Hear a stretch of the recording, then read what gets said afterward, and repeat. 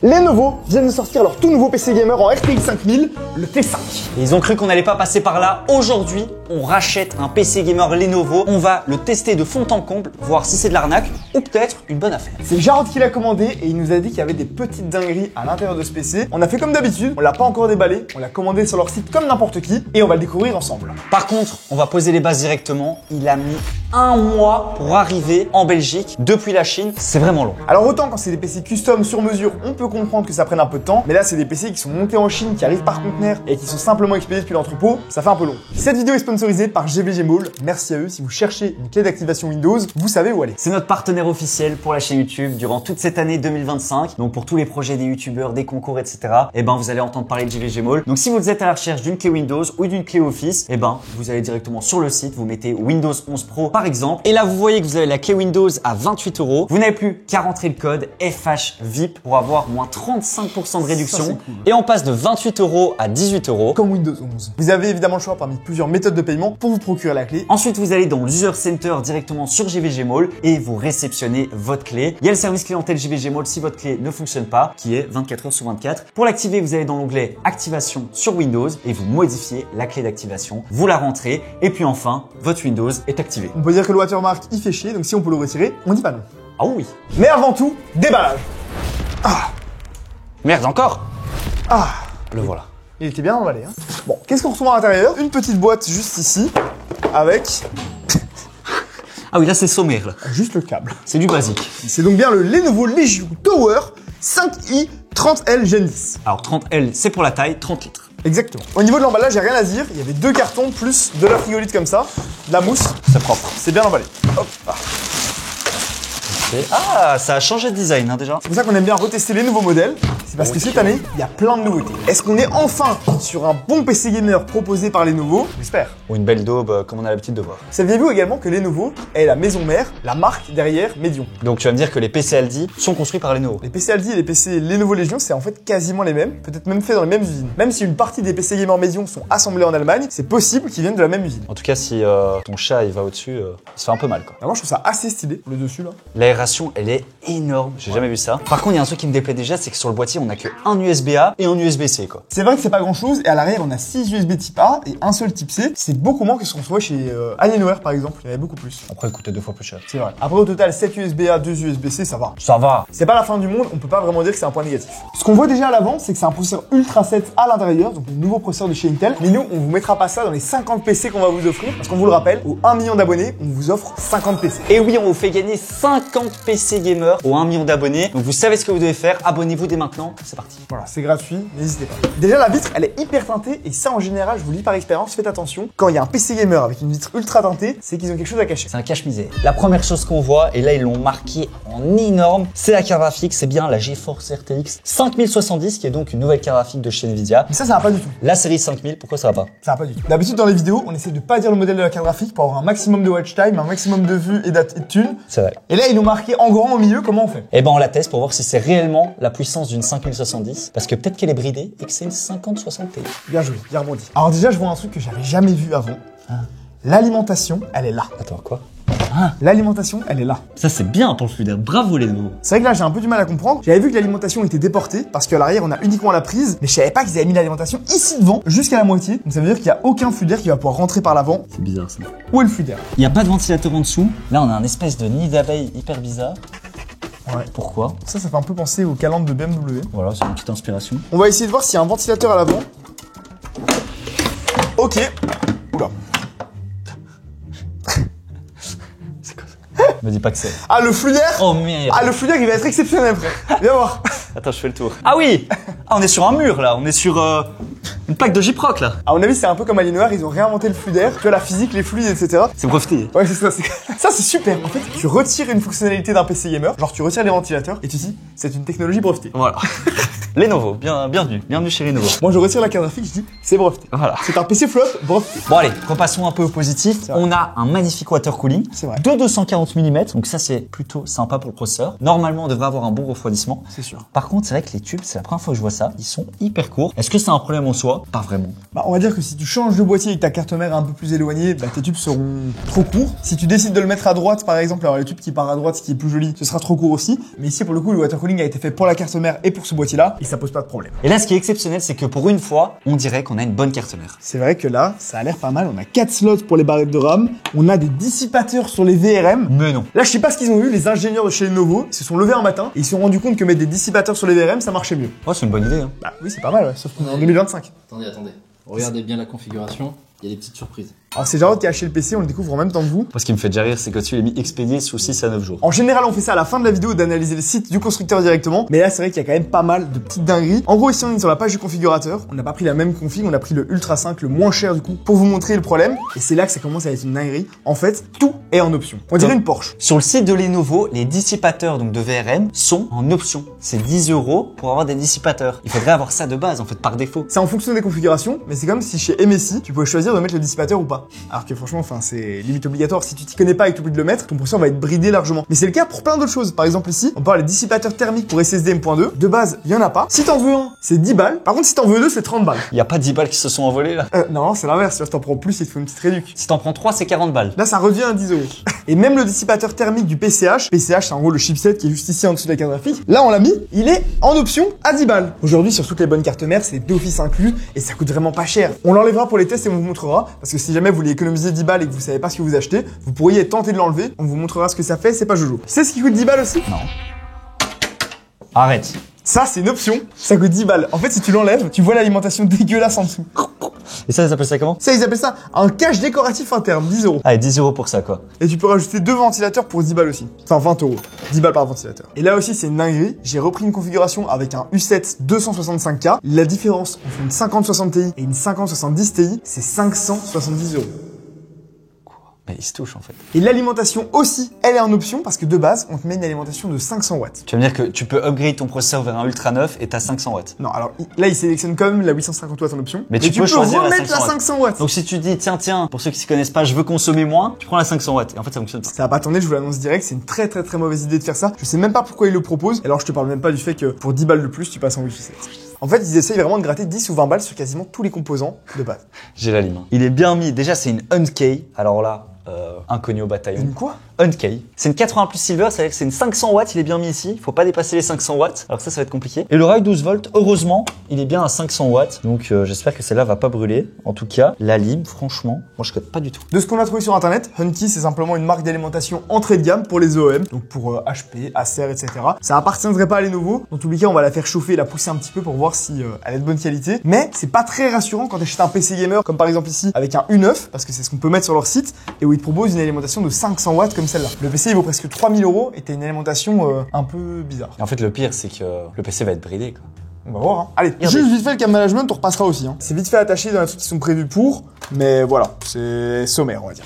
Alors, j'ai les barrettes de RAM. Bon, pas de dissipateur de RGB, bon, hein, ça, Ah. on connaît la chanson. Ça coûte 10 balles en plus. C'est de la Samsung. DDR5, ça aussi c'est cool, 16 Go, donc 2x16 en 5600 MHz. Devrait pas y avoir de problème. Après la DDR5, ça chauffe quand même beaucoup plus que la DDR4, mais normalement ça devrait aller, quoi. Ouais, et ça reste de la RAM verte sans dissipateur. Ce qui est dommage parce que pour le reste, à l'avant du PC, c'est franchement joli. C'est-à-dire que la carte mère, si on met de côté que tous les dissipateurs sont en option, bah, elle a l'air plutôt bien. La carte graphique est jolie, le water cooling aussi. Un truc auquel on pouvait s'attendre avec l'alimentation qui est une vieille Alim, c'est qu'il n'y a pas de câble 12 pins. Du coup, on a un adaptateur PCI Express 8 pins en 12 pins du coup pour la carte graphique. Le câble 8 pins est juste là. Il rentre dans la carte graphique, mais il y a un truc qui me chiffonne. Attends, ils ont pas mis un 8 pin vers 12 pins. La carte graphique, elle consomme 250 watts de TDP. Un seul 8 pins, normalement, c'est 150 watts. Et le port PCI Express de la carte mère, à part si c'est un spécial ou autre, mais normalement, c'est 75 watts. Le calcul est pas bon, Jamil. Donc ça fait 150 plus 75, ça fait 225 watts. Et elle consomme 250 watts. Surtout que normalement, avec la 5070, vous avez des adaptateurs, mais c'est au minimum 2 fois 8 pins vers un 12 pins, pas un seul. En fait, c'est limite dangereux. Alors peut-être que la carte mère, elle est overpuissante et que le PCI Express est capable de délivrer plus. Ouais. Ça existe, c'est pas impossible, mais j'y crois moyen. Et en plus, l'alimentation, elle est pas ATX 3.0 et tout Ouais, ça, de toute façon, t'oublies. on va les tester de toute façon. Il est où les CD? Sur le port SSD. Il est où le port SSD? Bon, le support était pas très facile à enlever à cause de cette plaque décorative de merde. D'ailleurs, on sait même pas comment enlever cette plaque-là. Mais c'est bon, normalement, On peut retirer. Ah, Voilà. Il y a le voilà. il y a un deuxième port de SSD du coup. Ah bah attends, la carte graphique. Ouais. Stylé. En vrai, elle est pas moche, rien de spécial. Et du coup, le SSD doit être juste là en dessous. 10 balles. 10 balles. C'est vrai que 10 balles. c'est vrai que c'est 10 balles. 10 balles, hein. Faut pas oublier. C'est un petit SSD SN de chez Samsung, un 512 Go. C'est bon. Pas mal, hein? Par contre, j'ai un doute. On va tester ça.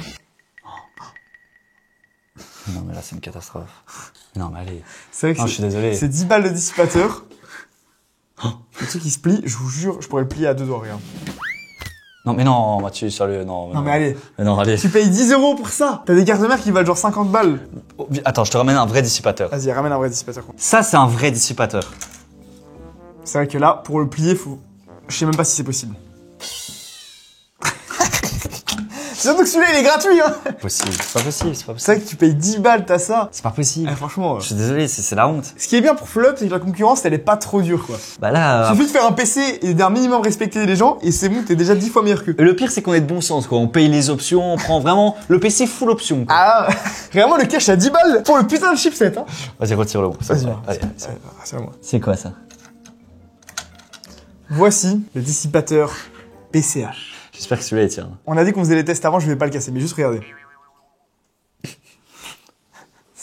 Je te jure, il est un peu plus résistant. Tu sais quoi, remets-le parce qu'on va Ah quand même oui. tester, on a payé l'option, Mathis, si tu veux bien. On va le tester, on va... Déjà que t'as pété le dissipateur de M.2, bon, on a à peu près tout dit. Hein. Oh, on passe au test. On va passer au test, Allez, on va pas bon. perdre de temps. C'est Allez. parti. Le PC Gamer Lenovo Legion est allumé. Alors, c'est vrai qu'ils ont fait un effort sur le RGB. On voit qu'ils suivent la tendance, quoi. Ah, exactement, y a rien à dire. C'est un peu couleur pastel à l'avant, faut aimer. Mais c'est pas moche, le petit ventilateur RGB à l'arrière, la pompe du water cooling. Niveau design, ça va. Ils ont fait un effort. Mais ce qui nous intéresse, c'est de voir qu'est-ce qu'on a à l'intérieur de cette machine. Alors déjà, pour ce qui est du processeur, on vous l'avait dit, c'est un Ultra 7, mais c'est le 265 KF. C'est ça. Alors attention, parce que qui dit KF dit overclockable. Exactement, il est overclockable mais sans partie graphique intégrée. En soi, c'est un bon choix, c'est un bon processeur. On aurait préféré un processeur de 14e génération de chez Intel qui sont plus performants et moins chers. Par contre, qu'est-ce que ça donne maintenant au niveau des perfs? Déjà, le score, il est plutôt très correct. Ben, on est dans la moyenne, 21 652. Généralement, quand on a un score comme ça, c'est qu'on peut jouer sans aucun stress. Clairement. Et on voit aussi qu'on a une belle parité entre le score graphique et le score processeur. On a 18 000 et 22 000. Par contre, moi, il y a un truc qui me paraît très bizarre déjà, c'est que le score processeur est quand même plus bas que le score annoncé par 3D Mark. C'est vrai qu'en moyenne, le 265 KF, on vous met maintenant sur 3D Mark Results, qui reprend la moyenne de tous les processeurs testés. Normalement, on devrait plus être aux alentours des 19 000 que des 18 000. Donc on a perdu à peu près 800-900 points de score, ce qui représente quand même 5% de performance du processeur qui ont disparu. On va aller voir pourquoi. La meilleure manière de savoir si notre processeur a des problèmes, c'est simplement d'installer Cinebench 2024. C'est gratuit, faites-le chez vous. Et ici, on va avoir en fait deux résultats. Le score multicore et le score single core. Et en quoi est-ce que c'est important? Tout simplement, c'est pas du tout les mêmes scores. Si par exemple c'est un problème de chauffe, c'est-à-dire que le processeur chauffe trop parce qu'il y a un mauvais water cooling, ou alors il y a un mauvais flux d'air général dans le boîtier, généralement c'est plutôt le multicore, quand tous les cœurs tournent ensemble, que là, on va avoir un score plus bas que la moyenne. Par contre, quand c'est un problème lié à la carte mère par exemple, qu'elle est de piètre qualité, ou alors que par exemple il est pas bien alimenté, les étages d'alimentation surchauffent, et donc le processeur ne peut pas aller à 100% de ses performances, là, le score single core aussi va être impacté. Donc là, on a fait le score, on se retrouve avec un single core à 113 points, et un multicore à 1828. Alors qu'on aurait dû avoir 139 de points en single et 2047 en multiscore. On a une différence de plus de 15% ici, Ah ouais, là, c'est beaucoup. ce qui est juste énorme. Donc logiquement en jeu, on va le ressentir. Alors on va pas avoir 15% de FPS en moins, mais on va avoir une baisse de performance. À la fin, on fera quand même un petit OCCT pour voir d'où vient le problème.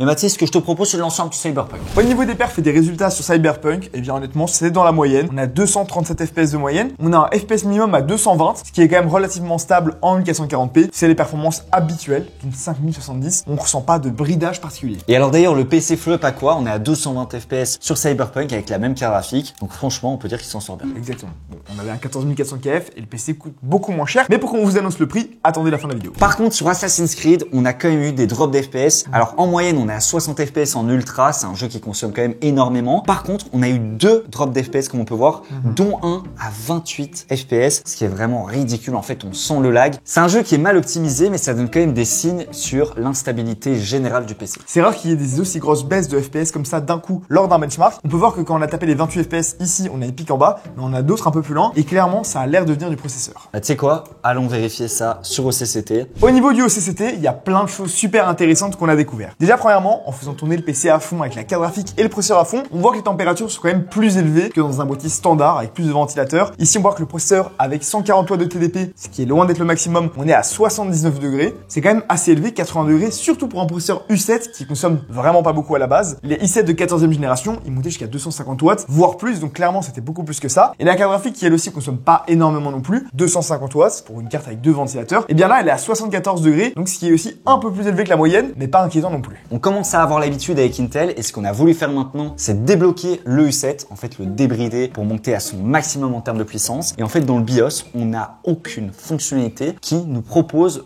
d'augmenter les fréquences et la puissance de notre processeur. Ouais. C'est un BIOS proposé par Lenovo qui est hyper bridé, qui ne sert strictement à rien. Du coup, on a installé Intel Extreme Utility pour overclocker nous-mêmes le processeur. Et là, on n'y croyait pas nos yeux. Ouais, là c'est vraiment, je crois, la plus grosse blague qu'on a jamais vue. On a un processeur 265KF, donc overclockable comme on l'a dit tout à l'heure. Et quand on lance le logiciel, eh bien, il y a marqué Unable to start, donc impossible de lancer à cause de l'incompatibilité du système. Ce qu'ils disent, c'est que le système, et ils disent de checker le processeur et la carte mère. Le processeur, on sait qu'il pourrait faire de l'overclocking. Donc c'est vraiment la carte mère ici qui n'est pas compatible avec de l'overclocking. Donc en gros, on a un chipset B860ML, M pour EOM, donc les PC, voilà, EOM comme Légion, Alienware, voilà, tous ces trucs de merde.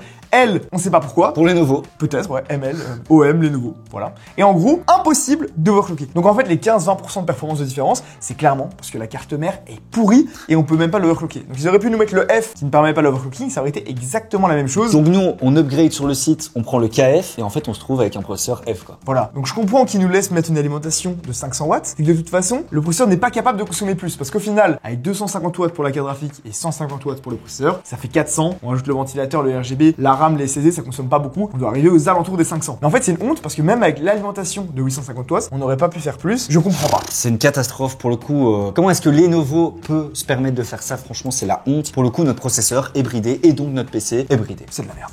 C'est de la merde. Si la vidéo s'arrêtait là, on pourrait pas vraiment dire qu'on enterre Lenovo pour une simple et bonne raison, il nous manque un élément, c'est le prix de ce PC Lenovo Legion. Du coup, on a refait la config exactement la même sur Amazon. C'était pas évident parce qu'il y a des composants propriétaires que seul Lenovo vend. On a essayé de trouver des équivalents et on a été très gentil. Et avec tout ça, on arrive à 1512 €. On a quasiment tout de la même chose. Bah, tu peux montrer un 5070, l'alimentation 500 watts silver, c'est tellement inconnu au bataillon que ça met 6 mois à livrer. En tout cas, 1500 €. Mathis, tu dirais que ce PC est à combien avec Windows, l'installation des drivers, etc. Connaissant Lenovo, et s'il se sucre bien sur le dos des gens, je dirais au moins 2000 €. On est sur le site de Lenovo avec notre configuration actuelle. On a dépensé 2269 €. C'est énorme. 770 € de différence entre le panier Amazon et le prix chez Lenovo. Comment est-ce que c'est possible de vendre un PC gamer à ce prix-là? Déjà qu'il y a plein de trucs qui sont vraiment contestables, que quasiment tout est une option, parce que ça, on n'est pas revenu dessus. On a bien fait les tests avec et sans le dissipateur, par exemple, pour le chipset. En fait, il n'y a aucune différence, parce qu'ils te font payer 10 € un truc qui normalement est de base sur toutes les cartes mères. Sauf que le dissipateur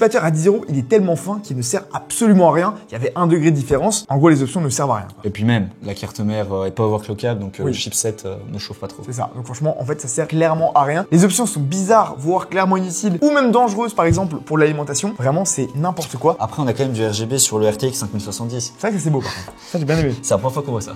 Ça, c'était cool. Et pour le même prix que ce PC Lenovo, sachez que vous avez le PC Flop Rainbow qui est déjà beaucoup plus joli et surtout beaucoup plus performant avec la 5070 Ti. La carte graphique est largement au-dessus et beaucoup plus performante, et pourtant, on est au même prix. Donc clairement, parfois, il y en a qui demandent pourquoi est-ce qu'on compare des PC qu'on teste avec des PC flop. Simplement parce que les PC flop, on les choisit, on essaie de les faire au bon prix, et quand on voit des aberrations comme ça, on se dit qu'en vrai, il n'y a pas beaucoup de concurrence. En tout cas, pour acheter du Lenovo Legion, faut vraiment être un bon pigeon qui veut bien se la prendre dans le fion. C'est un peu dur, mais c'est vrai.